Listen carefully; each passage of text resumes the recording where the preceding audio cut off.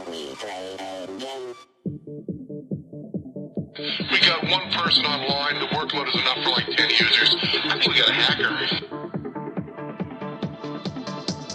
Shall we play a game? We interrupt this program to bring you a special report. Good afternoon. It's May the 14th. It's 3:09. This is an out-of-sequence podcast, so you kind of look at this as like a flash precedence. The interesting part here was that we had a Microsoft, the patch, it's obviously Patch Tuesday, exciting times. This time Microsoft released a patch for a wormable flaw. Now they're saying that, they're calling it CVE 2019-078. That's CVE 2019-078. And what they're saying is that this wormable flaw is in the RDP. Super exciting for me as a bad guy. Like we always say, though, if you want to stop me, or if you want to stop the bad guys, don't have services like this exposed to the big wide world, and make sure internally you're going to have to patch this one pretty sharpish. The idea of this one, actually, it says it's in the RDP services and allows remote code execution. That this vulnerability is pre-authentication, so no authentication, no user interaction. An attacker who successfully exploited this vulnerability could execute arbitrary code on the target system. So they said this is a wormable one. So again, it's kind of like a perfect storm, isn't it?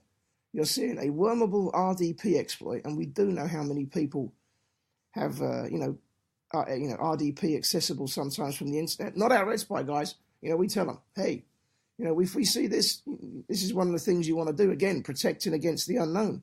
While they're saying they're not seeing it publicly and in the wild, I don't expect this to be too long before it is in the wild. People will reverse engineer the patch, and then they'll work out what the flaw was, and then they'll create a worm for that particular flaw. And this is like the perfect storm, because we've had this rise in ransomware, as well as now a wormable RDP. So make sure you get this patch pretty sharpish. Like most things, test it on a box. Don't just go and apply the patches, because Microsoft have been known to make mistakes on patches. We've seen it wasn't so much the Heartbleed one, but we've seen some of the patches that have come out, have a patch from a patch to patch a patch. Exciting. So this one's kind of interesting. They're saying they're actually going to release and backport this to Windows XP as well. So it must be pretty bad. Because if you see things like that, and it's backported to XP in 2003, 2008, then you know that this is potentially a bad one. I wonder if it's linked to the shadow brokers. We did have that, was it Englishman's Dentist? There was a number of particular flaws that came out of that. But this one does, look at something slightly interesting. And it says it does affect some older versions.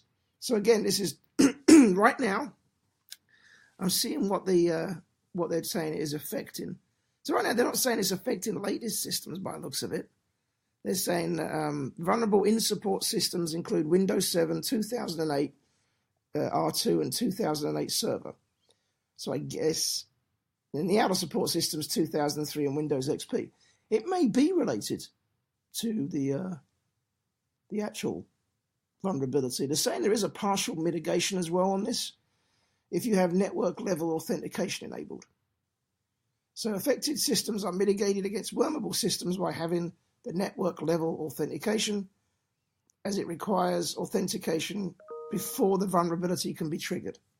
So that makes sense.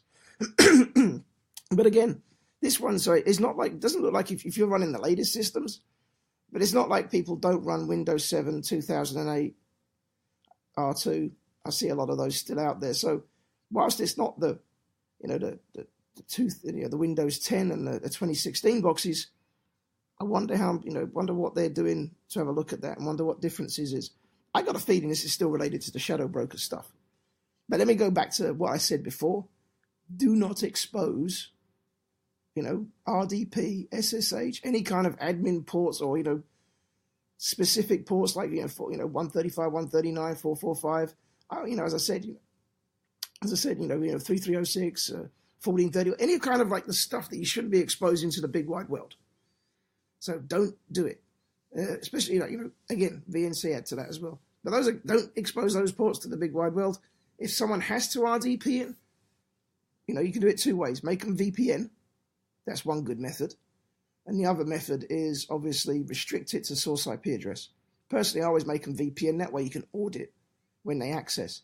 If they say, oh, they're accessing it every day, it's like, well, actually, no, you're not, because we looked at the logs and you're not accessing this. You haven't accessed it for months. So, again, make sure you have it says it like customers who in support version of Windows have an automatic updates enabled are automatically protected. How many of us in an enterprise system have automatic update protection? Because like I said, they do tend to break. So in summary, CVE 2019-078, vulnerability wormable in RDP services. It's affecting 7 2008 R2, 2008 boxes. Also affects 2003 and Windows XP. And if you're running Windows XP now, I guess you've got some legacy systems in there somewhere. Maybe you want to isolate those and put those on the VLAN of Misfit Broken Toys so that they don't play nice with others. But this is wormable. And at the same time, we've got this Mega Cortex. We've got this increase in ransomware. So potentially, your 7 2008 boxes are kind of a 2003 and XP, somewhat looking exposed. So just get this patch and make sure you keep the bad guys like me at bay.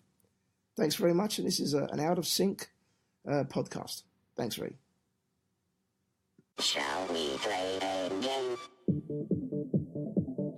We got one person online. The workload is enough for like 10 users. I think we got a hacker.